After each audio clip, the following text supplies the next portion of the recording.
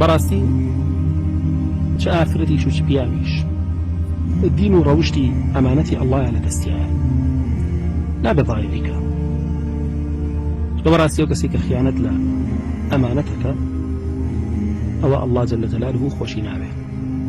چونکە رسول الله صلى الله عليه وسلم فەرمێ لا إيمان لمن لا أمانة له. بەڕاستی ئەو کەسە ئیمانی تەواو نییە یاخود هەر نیەتی ئەگەر بێت و هیچ حسابی بۆ ئەمانەت نەکا و ئەمانەتەکانی ضایع بکە. وێ بەڕاستی ئەگەر بتەوێ خیانەتکار نەبی لە ژنەکەت و بتەوێ خیانەتکار نەبی لە مێردەکەت ئەوە هەر لەو دەقەوەی کە باڵغ ئەبی خۆت هەڵگرە بۆ ژنەکەی خۆت کە پێی بگەین و خۆت هەڵبگرە بۆ مێردەکەی خۆت کە پێی بگەین.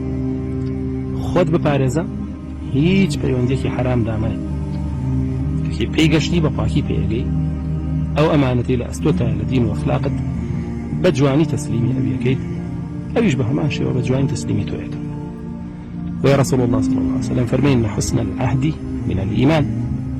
براسي پابند بون ببالينوا ولا إيمان توي كتش لو كاتوا پابندي بباليني مردكتوا كبالغ بيو خدنا خيتا دستي هيج نامردكوا تاب مردكي خوتكي توي كريش لو كاتوا پابندي بباليني هاوسركتوا كخوت أبارزي لو رجوي بالغ بوي تسليمي هیچ ئافرەتێکی تر نابی هەتاوەکو بە حەڵاڵیەکی بە هاوسەرەکەی خۆت و خێزانەکەی خۆت.